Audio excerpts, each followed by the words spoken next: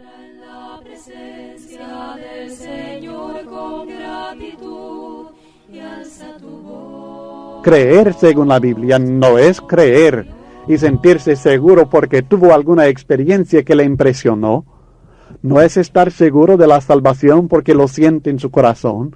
Es sencillamente creer lo que Dios dice y promete en su palabra y hacer lo que Él manda en ella. Es obvio que la fe no es sencillamente creer en el corazón. Esta clase de fe no es adecuada para recibir la salvación eterna. La fe bíblica siempre se manifiesta en la obediencia. De otra manera, no es una fe verdadera. Bíblicamente hablando, es imposible separar la fe de la obediencia. No malentienda, hay muchas personas que creen, pero no obedecen.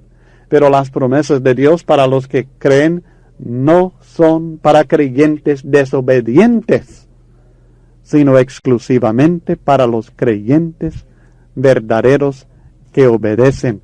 No todo aquel que me dice Señor, Señor, entrará en el reino de los cielos, sino el que hace la voluntad de mi Padre que está en los cielos. Mateo 7, 21 en adelante. Estas personas en Mateo capítulo 7 eran creyentes. Clamaban a Jesús, Señor, Señor. Habían predicado en el nombre de Jesús. Hasta habían hecho milagros en el nombre de Jesús. Pero no habían hecho la voluntad de Dios. No habían sido obedientes a las enseñanzas del Padre Celestial. Por tanto, Jesús los considera como hacedores de maldad. No tienen salvación. Al contrario, son apartados de la presencia de Cristo. Así que claramente no basta creer en el corazón que Jesús es el Señor. Es necesario ser obediente a Él y a su Padre, conforme a las enseñanzas de su palabra. Hay un capítulo en la Biblia que se dedica en su totalidad al tema de la fe. Es Hebreos capítulo 11. Si queremos saber lo que creer significa en la Biblia, será importante que estudiemos con mucho cuidado lo que el Espíritu Santo ha revelado con respecto a la fe en Hebreos capítulo 11. Por ejemplo, en Hebreos 11:7 la Biblia habla de la fe de Noé. Él construyó el arca en el tiempo del gran diluvio y lo hizo por fe. Hebreos 11:7. No hay duda que Noé logró la salvación por medio de su fe en Dios, pero examinemos su fe. Primeramente, fíjese que la fe de Noé fue basada en lo que Dios le dijo. El texto declara, por la fe, Noé, cuando fue advertido por Dios acerca de cosas que aún no se veían, con temor preparó el arca en que su casa se salvase, y por esa fe condenó al mundo, y fue hecho heredero de la justicia que viene por la fe. Él basó su fe, no en lo que él pensaba, sino en lo que Dios le dijo. Cuando fue advertido por Dios acerca del diluvio que iba a destruir a casi todos los hombres, Noé creyó lo que Dios le dijo. ¿No era razonable creer que iba a haber un diluvio? No había ninguna evidencia para apoyar esta idea. Sin duda, por esto mismo los demás hombres no creyeron, pero Noé lo creyó porque Dios se lo había dicho. Noé también preparó el arca por fe, pero no la preparó porque le pareció buena idea, sino porque Dios le dijo que lo hiciera, y la preparó exactamente conforme a las instrucciones que Dios le había dado. Noé fue obediente por causa de su fe en Dios.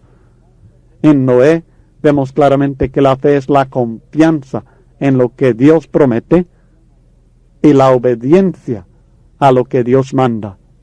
¿De qué le hubiera servido a Noé creer en su corazón que Dios iba a destruir al mundo por medio de un gran diluvio, mas no construir el arca conforme al mandamiento de Dios?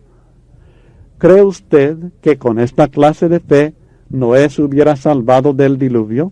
Claro que no. Habría perecido con los incrédulos porque la fe que Dios reconoce y bendice es una fe obediente.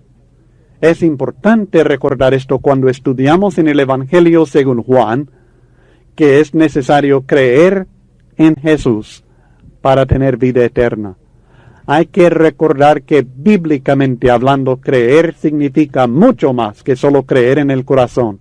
Creer en Jesús quiere decir confiar en Jesús, tanto que uno hace lo que Él manda para recibir la bendición de la vida eterna. Esto no es salvación por obras.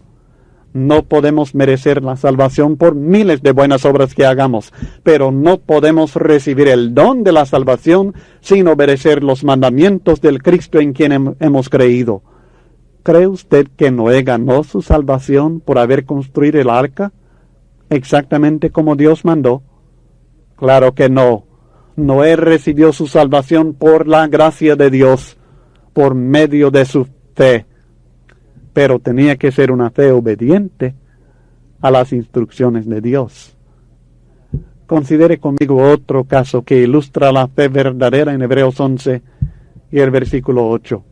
Por la fe, Abraham, siendo llamado, obedeció para salir al lugar que había de recibir como herencia, y salió sin saber a dónde iba. Hebreos 11:8. Abraham vivía en una ciudad llamada Ur, en la tierra de los caldeos. Dios tenía en mente dar a los descendientes de Abraham la tierra prometida de Canaán, muchos kilómetros al occidente de Ur. También por medio de estos descendientes de Abraham, los judíos, iba a traer a Jesucristo a este mundo. Por tanto, llamó a Abraham y le dijo que se fuera de viaje, sin decirle exactamente a dónde iba, para recibir una herencia que Dios tenía preparada para él. Abraham creyó la promesa de Dios y obedeció. Fíjese bien, que Abraham no sencillamente decidió ir de viaje, confiado en que Dios le iba a dar una herencia. Primero, Dios le prometió la herencia y luego Abraham, por la fe, salió en obediencia al mandamiento de Dios. El resultado fue la bendición de Dios para él y en consecuencia, muchos años después, para todos los hombres, incluyéndonos a nosotros, en la persona de Jesucristo. Otra vez vemos claramente que la fe es la confianza en la promesa de Dios y la obediencia a los mandamientos de Dios. Abraham jamás hubiera salido hacia Canaán si no habría tenido fe en la promesa de Dios. Pero también hay que reconocer que sin su obediencia en salir hacia la tierra prometida, conforme al mandamiento de Dios, nunca la habría recibido. No le bastó creer en su corazón que Dios le estaba prometiendo algo cierto. Fue necesario hacer lo que Dios le mandó. Por tanto, cuando leemos en el Nuevo Testamento que debemos creer en Jesús para lograr la vida eterna, debemos recordar este punto. Creer en la Biblia es mucho más que creer en el corazón. Tú crees que Dios es uno. Bien haces, también los demonios creen y tiemblan. Santiago 2:19. La fe verdadera actúa en obediencia a la palabra de Dios. Es con esta verdad en mente que debemos contestar la pregunta: ¿cree usted en Jesucristo? Hermanos, he incluido esta lección en bastante detalle porque es un problema perpetuo para muchas personas, evangélicas especialmente, que saben que somos salvos por gracia, por medio de la fe, pero no entienden que esta fe en la Biblia incluye el obedecer los mandamientos de Dios y que se basa en lo que Dios dice en su palabra. Así que sugiero que esta lección les será muy útil al ayudar a personas a entender el significado verdadero de creer en Cristo, para que no se confundan por enseñanzas erradas. El versículo 16 de Juan capítulo 3 es el texto quizá más conocido en toda la Biblia y realmente merece mucha atención porque es un versículo que nos declara el amor divino que es la base de nuestra salvación. El autor de este amor, según lo declara el texto, es Dios. Porque de tal manera amó Dios al mundo, que ha dado a su Hijo unigénito, para que todo aquel que en Él cree no se pierda, mas tenga vida eterna. La iniciativa en nuestra salvación no depende de nosotros. La iniciativa en nuestra salvación empieza con Dios. Dios es un Dios que desea perdonarnos. Él no tiene que ser persuadido a perdonarnos, sino que Él mismo ha buscado la oportunidad y el medio para perdonar al hombre pecador. Aun mientras éramos pecadores, Él nos amaba y buscó nuestra salvación. Romanos capítulo 5, versículos 8 al 10, nos declara en forma clarísima el amor de Dios para el hombre pecador. Mas Dios muestra su amor para con nosotros, en que siendo aún pecadores, Cristo murió por nosotros.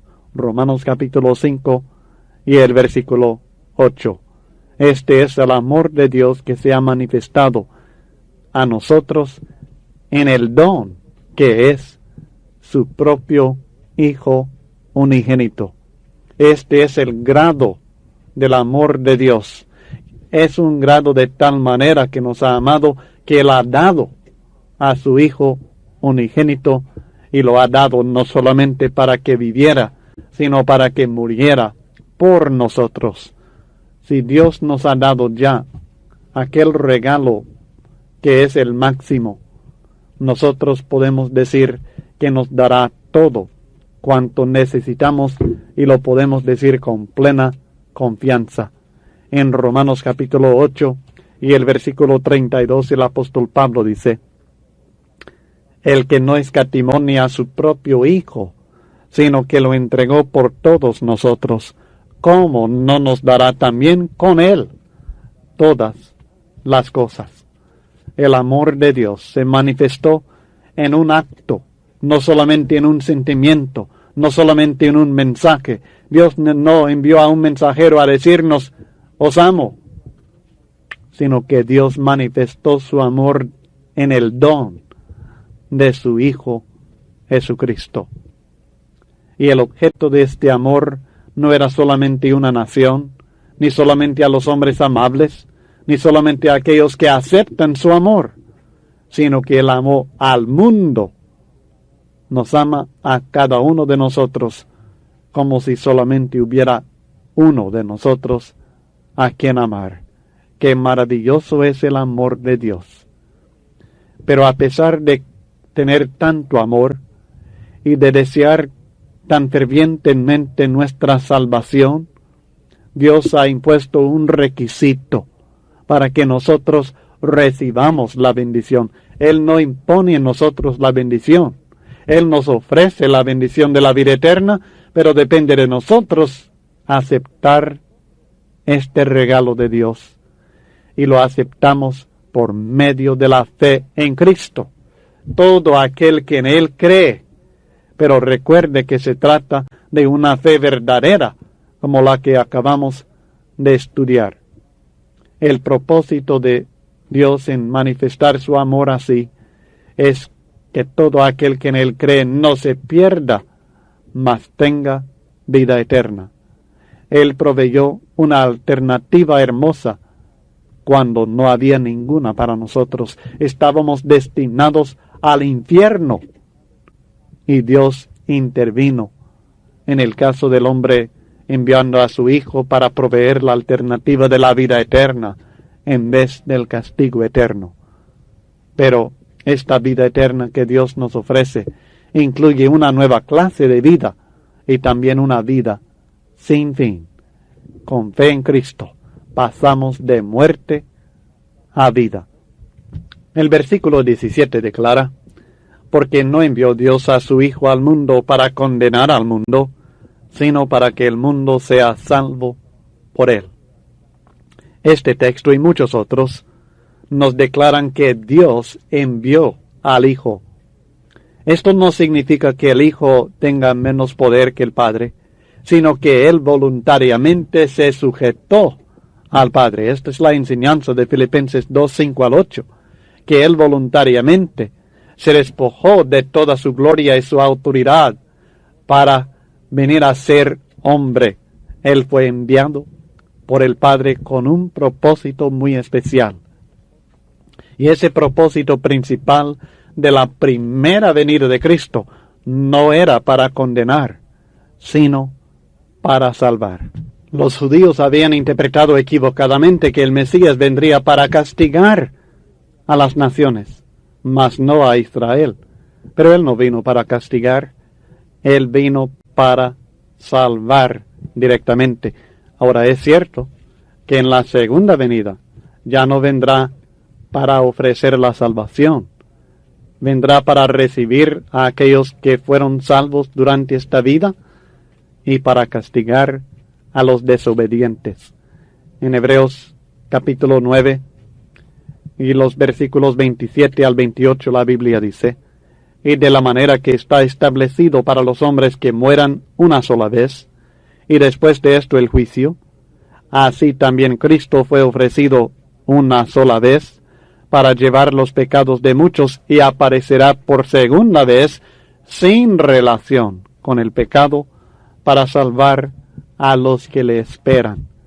En su primera venida, Él comió con los pecadores y Él trató de enseñar a todos, manifestó su amor y ofreció la salvación a todo mundo, murió por nuestros pecados, pero en la segunda venida vendrá como Rey victorioso, vendrá como Salvador para aquellos que le esperan, pero vendrá también como juez para aquellos que no han querido sujetarse a su voluntad.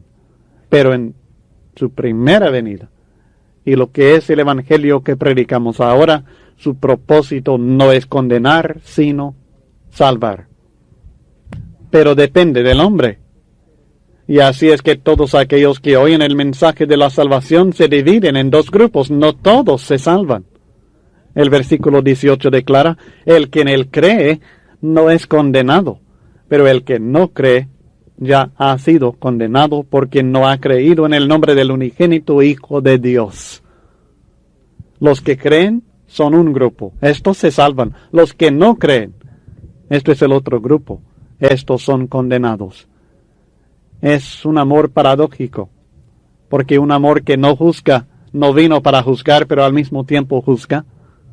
El propósito del Señor en su amor es solamente salvarnos, pero rechazar este amor significa que nos condenamos a nosotros mismos. Sí, al rechazar el amor de Jesucristo y la salvación que Él nos ofrece, el hombre se está condenando a sí mismo. Si uno no puede ver la hermosura de Jesús y apreciarla, su misma ceguera le condena. Jesús ya no puede hacer más para salvarlo. Es triste el caso del hombre que conoce a Cristo y lo rechaza. El que no vino para condenar, sino para salvar, pero el hombre mismo se condena. Y estos pertenecen a las tinieblas. Y debemos reconocer que estas tinieblas existen hasta el día de hoy, y así como lucharon contra Cristo, siguen luchando contra aquellos que andamos en luz. El texto dice en Juan 3 y los versículos 19 al 21. Y esta es la condenación, que la luz vino al mundo, y los hombres amaron más las tinieblas que la luz, porque sus obras eran malas. Porque todo aquel que hace lo malo aborrece la luz y no viene a la luz para que sus obras no sean reprendidas. Mas el que practica la verdad viene a la luz para que sea manifiesto que sus obras son hechas en Dios. Sin Jesucristo todos nosotros estamos en tinieblas. No hay ninguna manera de andar en luz sin conocer a Cristo y seguir a Cristo. Es más, andar en luz significa luchar contra las tinieblas. En Juan capítulo 7 y el versículo 7 la palabra de Dios dice: no puede el mundo aborreceros a vosotros, mas a mí me aborrece porque yo testifico de él que sus obras son malas. Nosotros tenemos que luchar sin cesar para lograr la eliminación de los últimos vestigios de las tinieblas en nuestro propio corazón y vida personal.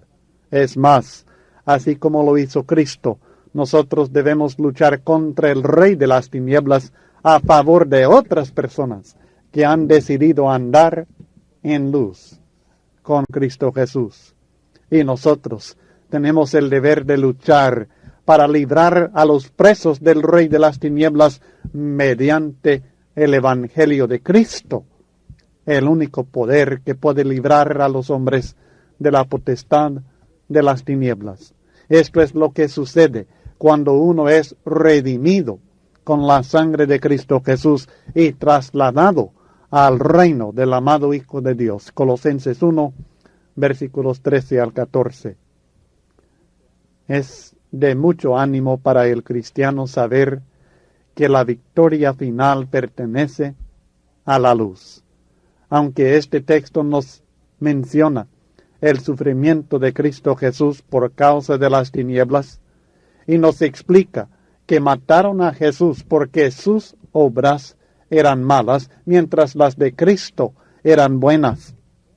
El pecador odia al justo. Las tinieblas aborrecen la luz, pero tenemos la seguridad de ser victoriosos en el final. Nosotros no debemos olvidar nunca, mis hermanos, que hay un conflicto irreconciliable entre la luz y las tinieblas. La luz no puede tener paz con las tinieblas. No podemos tener amistad con el mundo. Es imposible, porque la amistad con el mundo es enemistad contra Dios, y la amistad con Dios es aquello que es aborrecible al mundo. Santiago 4 y el versículo 4. El versículo 20 menciona a aquel que hace lo malo. Todo aquel que hace lo malo aborrece la luz y no viene a la luz para que sus obras no sean reprendidas. Está hablando del hombre que está en el hábito de practicar lo malo. Por este motivo no llega a la luz, porque aborrece la luz. No viene a la luz. Por este motivo no lee la Biblia, ni quiere escuchar su mensaje. Usted ha conocido a muchas personas que no quieren saber lo que dice Dios en su palabra. No quieren escuchar la predicación de la verdad. ¿Por qué? Porque saben que hacen lo malo, saben que están practicando lo malo y no quieren escuchar el mensaje de la luz porque teme que la luz pueda descubrirlo en su maldad. Y la luz tiene esta potestad. Sí, tiene la potestad de descubrirnos en nuestra maldad y aún de ayudarnos a salir de ella. El que practica la verdad en contraste viene a la luz para que sea manifiesto que sus obras son hechas en Dios. Este es el hombre que realmente anda en luz. Nos preguntamos a veces qué significa andar en luz. En 1 Juan capítulo 1 y el versículo 7, el apóstol Juan declara que nosotros tenemos la seguridad de una bendición maravillosa si solamente andamos en luz. Pero si andamos en luz, como Él está en luz, tenemos comunión unos con otros. Y la sangre de Jesucristo, su Hijo, nos limpia de todo pecado. Imagínense, tenemos la seguridad que la sangre de Jesucristo nos limpia de todo pecado si solamente andamos en luz. ¿Qué es andar en luz? Creo que este versículo 21 de Juan capítulo 3 nos aclara el significado de andar en luz. Es practicar la verdad. Es tener el hábito de hacer lo que Dios manda en su palabra. No significa que uno sea perfecto. De otra manera, no tendría necesidad de que le perdonara sus pecados. No tendría necesidad de que la sangre de Cristo le limpiara. Así que no es un hombre perfecto, pero es el hombre que en su vida practica no el pecado, sino la verdad. Este es el hombre que anda en luz. Sus obras son hechas en Dios. Es decir, con la aprobación de Dios, de acuerdo con la voluntad de Dios. Toda persona anda en una de estas dos condiciones, o anda en tinieblas o anda en luz. Y aquellos que andamos en luz, practicando la verdad de Dios, debemos recordar que las tinieblas y aquellos que andan en las tinieblas nos odian. Y nosotros tenemos que vencerlos a ellos con la verdad de Dios y con el amor de Dios. El mundo no rechazó a Cristo Jesús por ser el malo, no rechazó a Cristo porque les faltaba información, no rechazó a Cristo porque sus milagros no eran convincentes, no rechazó a Cristo porque su palabra no era clara. El mundo rechazó a Cristo porque sus obras eran malas. Y seguirá rechazando la verdad de Dios y el amor de Dios y a los santos de Dios si sus obras siguen siendo malas y siguen amando las tinieblas en vez de la luz. En los versículos 22 al 36 de Juan capítulo 3 encontramos información acerca de la confesión de Juan el Bautista. Dice el texto en los versículos 22 en adelante. Después de esto vino Jesús con sus discípulos a la tierra de Judea y estuvo allí con ellos y bautizaba. Este es el período cuando Jesús y Juan trabajaron al mismo tiempo. Durante un tiempo solamente Juan predicaba. Después Jesús fue bautizado y él comenzó a enseñar también. Y es durante este período cuando Jesús y Juan, antes de la muerte de Juan, cuando Jesús y Juan ambos trabajaron predicando la palabra y bautizando. Leyendo de nuevo desde el versículo 22. Después de esto vino Jesús con sus discípulos a la tierra de Judea y estuvo allí con ellos y bautizaba. Juan bautizaba también en Enón, junto a Salim, porque había allí muchas aguas, y venían y eran bautizados, porque Juan no había sido aún encarcelado. Entonces hubo discusión entre los discípulos de Juan y los judíos acerca de la purificación. Y vinieron a Juan y le dijeron: Rabí, mira, que el que estaba contigo al otro lado del Jordán, de quien tú diste testimonio, bautiza, y todos vienen a él. Respondió Juan y dijo: No puede el hombre recibir nada si no le fuere dado del cielo. Vosotros mismos me sois testigos de que dije: yo no soy el Cristo, sino que soy enviado delante de él. El que tiene la esposa es el esposo, mas el amigo del esposo que está a su lado y le oye, se goza grandemente de la voz del esposo. Así pues, mi gozo está cumplido. Es necesario que él crezca, pero que yo mengüe. Durante este periodo de tiempo, como mencionaba, tanto Jesús como también Juan estaban predicando y bautizando, aunque Jesús no bautizaba personalmente. Los versículos 1 y 2 del siguiente capítulo, el capítulo 4, aclaran esto. Cuando pues el Señor entendió que los fariseos habían oído decir: Jesús hace y bautiza más discípulos que Juan, aunque Jesús no bautizaba, sino sus discípulos. Así que él bautizaba por medio de ellos, aunque él personalmente no bautizaba.